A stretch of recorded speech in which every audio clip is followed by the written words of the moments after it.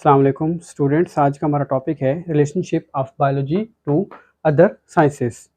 Biology है, other sciences से भी लिंक है इसका। डिफरेंट ब्रांचेस के साथ बायोलॉजी का जो लिंक है उसको हम देखते हैं। One is when biology is linked with chemistry. जब हम बायोलॉजी को केमिस्ट्री के साथ स्टडी करते हैं that is called biochemistry. When we study the biology with economics that is called bioeconomics. When we study the biology with mathematics that is called biomathematics. And when we study the biology with physics that is called biophysics. And when we study the biology with geography that is called biogeography. Biology का other different जो branches हैं उसके साथ जो link है उनकी जो detail है आइए हम पढ़ते हैं। Of biology to other sciences. पहले लेक्चर में हमने डिस्कस किया था ब्रांचेस ऑफ बायोलॉजी के बारे में और मैंने आपको ब्रांचेस ऑफ बायोलॉजी के बारे में डिटेल से बताया था कि बायोलॉजी क्या होती है, स्टडी ऑफ लिविंग ऑर्गेनिज्म, उसकी 3 ब्रांचेस हैं और उसकी फर्दर जो डिफरेंट टाइप की ब्रांचेस हैं वो सारा टॉपिक हमने डिटेल से विद एग्जांपल स्टडी किया था। आज का हमारा टॉपिक है relationship of biology to other sciences. Biology है जस्ट वो लिविंग ऑर्गेनिज्म से रिलेटेड ही नहीं है, इसके अलावा लिविंग और नॉन लिविंग ऑर्गेनिज्म है वो भी आपस में रिलेटेड होते हैं, जिसकी वजह से बायोलॉजी है वो साइंस की अदर ब्रांचेस हैं उसके साथ भी इसका रिलेशनशिप बनता है। उसी चीज़ को आगे लेके चलते हुए हम देखते हैं बायोलॉजी का अदर ब्रांचेस के साथ क्या लिंक बनता है। फर्स्ट है फिजिक्स। बायोलॉजी जब फिजिक्स के साथ हम स्टडी करते हैं उसे कहते हैं बायोफिजिक्स। बायोफिजिक्स क्या होती है? The study of principle of physics applicable to biological phenomena.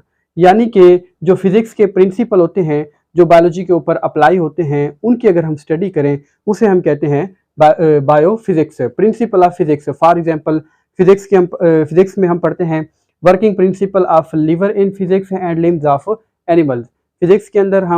Physics में हम लिवर के बारे में पढ़ते हैं। लिवर है यानी कि वो मूवमेंट करता है। इसी तरीके से एनिमल्स है, ह्यूमंस हैं, उनके अंदर जो लिम्स ऑफ एनिमल्स होते हैं, हैंड्स हैं, ठीक है, हैंड है, फुट है, उसकी मदद से एनिमल्स है वो मूव करता है, वो किस में आ जाता है? लिम्स ऑफ एनिमल्स है वो भी बायोफिजिक्स के अंदर आता है। इसके अलावा और इसकी एग्जांपल आप ऐड करना चाहें और भी आप कह सकते हैं, for example the movement of bones. Movement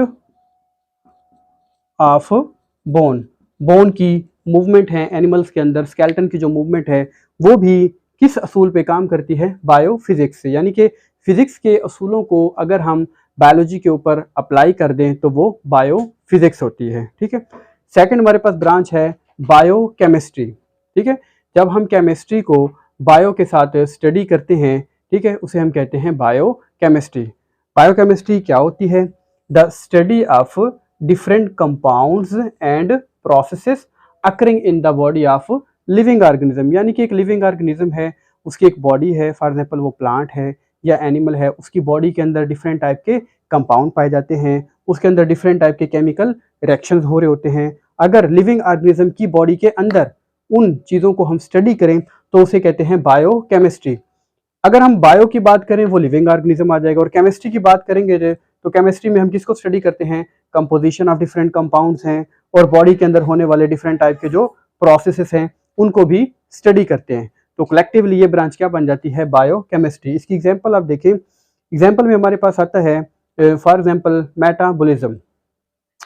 metabolism क्या होता है बेटा? Metabolism is set of complex reaction taking place in the body of living organism. एक लिविंग ऑर्गेनिज्म की बॉडी है, उसके अंदर स्मॉल मॉलिक्यूल कंबाइन करते हैं, लार्ज मॉलिक्यूल बनाते हैं, और लार्ज मॉलिक्यूल है वो ब्रेक होते हैं। यानी कि डिफरेंट प्रोसेस हैं बॉडी के अंदर हो रहे हैं। अब बॉडी के अंदर ये प्रोसेस हो रहे हैं, कम्प्लेक्स प्रोसेस हो रहे हैं, तो लिविंग ऑर्गेनिज्म की जो बॉडी है, लिविंग ऑर्गेनिज्म की जो बॉडी है उसके लिए हम वर्ड यूज करते हैं बायो का। लेकिन क्योंकि मैंने बताया उसकी बॉडी के अंदर जो मेटाबॉलिज्म का प्रोसेस हो रहा है वो हो जाता है केमिस्ट्री का। ठीक है। तो ये कलेक्टिवली ब्रांच, इसको हम नाम देते हैं बायो केमिस्ट्री का। और एग्जांपल इसकी हम देखते हैं रेस्पिरेशन का। रेस्पिरेशन क्या होता है? एनिमल के अंदर रेस्पिरेशन की एक प्रॉपर्टी होती है। रेस्पिरेशन में क्या होता है? Respiration is a process in which animal intake oxygen. Animal की बॉडी के अंदर ऑक्सीजन इनटेक होती है और कार्बन डाइऑक्साइड रिमूव होती है। यानी कि कार्बन ऑक्सीजन इनटेक होते हैं इनसाइड एंड रिमूवल होती है कार्बन डाइऑक्साइड की। रेस्पिरेशन के प्रोसेस में एनिमल्स है जैसे बॉडी के अंदर ऑक्सीजन को इनटेक करते हैं तो इससे ग्लूकोज ब्रेक होती है और उसको ऑक्सीजन मिलती है। This process is called respiration. Respiration क्योंकि बॉडी के अंदर प्रोसेस हो रहा है, ये भी बायोकेमिस्ट्री की एक एग्जांपल होगी। इसके अलावा हम बात करते हैं photosynthesis. In photosynthesis this process take place in plants. Plants हैं सनलाइट को कैप्चर करते हैं और सनलाइट को कैप्चर करके सनलाइट को एब्जॉर्ब करके अपनी फूड तैयार करते हैं, ठीक है, जिसको हम ग्लूकोज का नाम देते हैं। अब प्लांट हैं वो क्या है, लिविंग ऑर्गेनिज्म है और उनकी बॉडी के अंदर कार्बन डाइऑक्साइड है, वाटर है, सनलाइट है, वो इंटरमिक्स होती है, वो किस में आ जाता है, केमिस्ट्री में, ठीक है। तो ये कलेक्टिवली इसको हम क्या नाम देते हैं, बायो केमिस्ट्री, जिसकी वजह से प्लांट है फोटोसिंथेसिस का उसके अंदर प्रोसेस होता है। नेक्स्ट ब्रांच की तरफ हम चलते हैं। Next branch of biology is biomathematics. Biomathematics is also composed of two word. Biomathematics भी दो वर्ड से मिलके बनी होती है, one is bio and other is mathematics. अगर हम बायो की बात करें, बायो में हम स्टडी किसको करते हैं, लिविंग ऑर्गेनिज्म को, ठीक है, और मैथमेटिक्स में हम मैथमेटिकल टेक्निक्स को इस्तेमाल करते हैं। तो कलेक्टिवली हम इसकी डेफिनेशन क्या करेंगे, the branch of you can say science in which the branch of science in which the study of biological processes using mathematical technique and tool. Study of biological process, अगर हम biological process को study करें, living organism के अंदर होने वाले process को study करें, किस तरीके को इस्तेमाल करके, using mathematical techniques and tool, math की टेक्निक और मैथ के टूल्स को फॉलो करके, अप्लाई करके अगर हम लिविंग ऑर्गेनिज्म को स्टडी करें, दैट इज कॉल्ड बायोमैथमेटिक्स। यानी कि मैथ के रूल्स को लिविंग ऑर्गेनिज्म के ऊपर अप्लाई करें, ठीक है, उसे हम कहेंगे बायोमैथमेटिक्स। एक एग्जांपल देखिए, फॉर एग्जांपल डेटा एनालिसिस। अब फॉर एग्जांपल आपको कहा गया है किसी भी, यानी कि फॉर एग्जांपल एक एक्सपेरिमेंट के बारे में आपको कहा गया है कि वो एक्सपेरिमेंट है, उसके ऊपर आपने वर्क करना है और जो आपने जो डेटा इकट्ठा करना है, जाहिर है जब आप किसी ऑर्गेनिज्म के ऊपर एक्सपेरिमेंट कर रहे हैं, लिविंग ऑर्गेनिज्म के ऊपर, अगर आप किसी लिविंग ऑर्गेनिज्म के ऊपर एक्सपेरिमेंट कर रहे हैं तो लिविंग ऑर्गेनिज्म क्या किस में आ जाएगा, बायो में।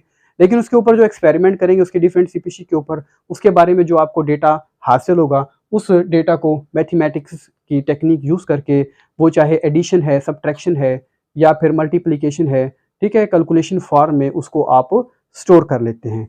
तो ये जो डेटा को इकट्ठा करने का जो प्रोसेस है वो हम स्टडी करते हैं मैथमेटिक्स में। और अगर ये प्रोसेस है लिविंग ऑर्गेनिज्म की बॉडी पे या लिविंग ऑर्गेनिज्म की स्पीशीज पे अप्लाई हो रहा हो, उसे हम बायो का वर्ड देंगे। कलेक्टिवली ये ब्रांच है, ठीक है, ये सारी चीज़ें हम स्टडी करते हैं बायो मैथमेटिक्स में।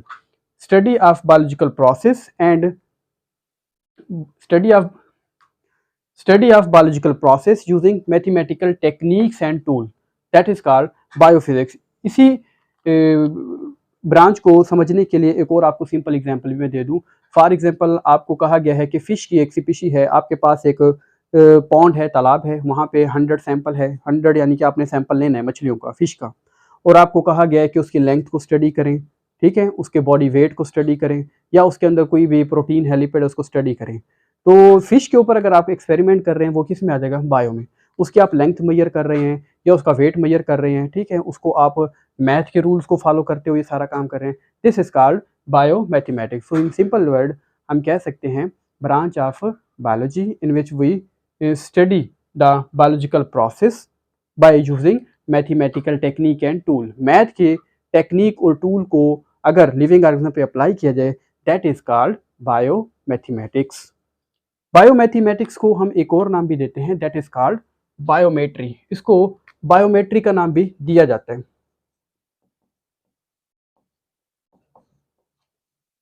स्टूडेंट्स ये एक इंपॉर्टेंट टॉपिक है और पेपर के अंदर दोनों तरह के सवाल पूछे जाते हैं, व्हाट इज बायोमैथमेटिक्स या फिर पूछा जाता है what is biometry.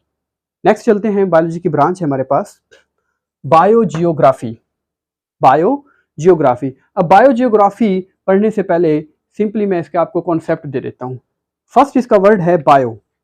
Bio mean living organism. Bio का जो वर्ड है वो हम यूज करते हैं लिविंग ऑर्गेनिज्म। जियो का मतलब होता है अर्थ और ग्राफी का मतलब होता है डिस्ट्रीब्यूशन। Graphy mean distribution. अब देखें तीन मैंने यानी कि ये कंप्लीट डेफिनेशन है, इसको 3 पार्ट में मैंने डिवाइड कर दिया। Bio mean living organism, geo mean earth and graphy mean distribution. अब इसको आप समझने की कोशिश करें कि इसका मतलब क्या होता है। Distribution of living organism in different part of the earth. Living organism है जमीन के मुख्तलिफ हिस्सों पे, डिफरेंट पार्ट्स पे स्प्रेड हैं, डिस्ट्रीब्यूटेड हैं, ठीक है। इसको हम कहते हैं बायोजियोग्राफी, यानी कि लिविंग ऑर्गेनिज्म को अगर स्टडी किया जाए, कुछ जानदार हैं वो हम कहते हैं एक स्पेसिफिक एरिया तक महदूद होते हैं, they are limited to only one part. For example आप देखें जो कैंगरू है वो सिर्फ ऑस्ट्रेलिया में पाए जाते हैं, ठीक है, वो दुनिया के और हिस्सों में नहीं होते। इसी तरह मारखोर है वो पाकिस्तान में होता है, या बाकी जो दूसरे जानदार हैं वो दुनिया के मुख्तलिफ हिस्सों में पाए जाते हैं, ठीक है ना, डिफरेंट रीजन में। अगर डिफरेंट रीजन में मौजूद उन एनिमल्स को स्टडी किया जाए, दैट इज कॉल्ड बायोजियोग्राफी। एक तो ये बात हो गई, ठीक है। दूसरी बात ये होती है जब हम बायोजियोग्राफी को स्टडी करते हैं तो हमें पता चलता है about the particular, we also know about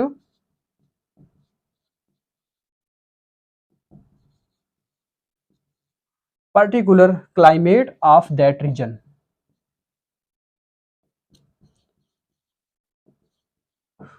वो रीजन जहाँ पे एक जानदार पाया जाता है उसकी क्लाइमेट के बारे में भी हम स्टडी करते हैं। फॉर एग्जांपल पोलर बियर की एग्जांपल ले लें। पोलर बियर है वो ठंडे इलाकों में पाया जाता है। तो जब हम पोलर बियर की बात करते हैं, ठीक है, तो हमें पता चलता है कि जो पोलर बियर है उसकी जो आउटर स्किन है वो थिक होती है, ठीक है।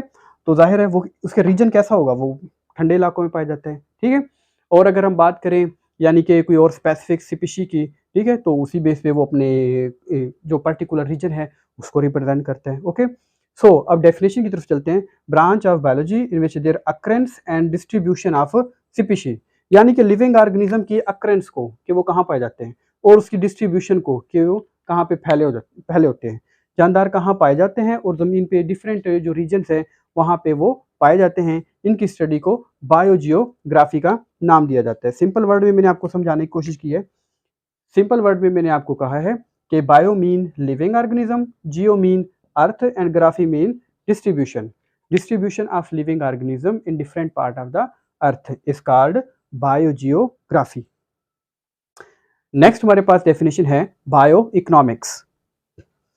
बायोइकोनॉमिक्स is a branch of biology in which there is the study of organism from economic point of view. अगर लिविंग ऑर्गेनिज्म को हम स्टडी करें, लिविंग ऑर्गेनिज्म को इकोनॉमिक पॉइंट ऑफ व्यू से, क्योंकि जो बायो इकोनॉमिक्स है this is made up of two word. Bio economics है दो वर्ड से मिलकर बना हुआ है। First is bio and other is economics. Bio में हम स्टडी करते हैं लिविंग ऑर्गेनिज्म के बारे में, और जब हम इकोनॉमिक्स की फील्ड स्टडी करते हैं, इकोनॉमिक्स में हम पढ़ते हैं किसी भी चीज़ के ऊपर प्रॉफिट है या फिर कोई लॉस्ट है, ठीक है ना, यानी कि बिजनेस पॉइंट ऑफ व्यू से अगर ऑर्गेनिज्म को स्टडी किया जाए that is called bio economics. For example you can say the cost value of wheat, cost and profit value of wheat, the cost value and profit value of wheat। अब for example आपने wheat गंदम है, यानी कि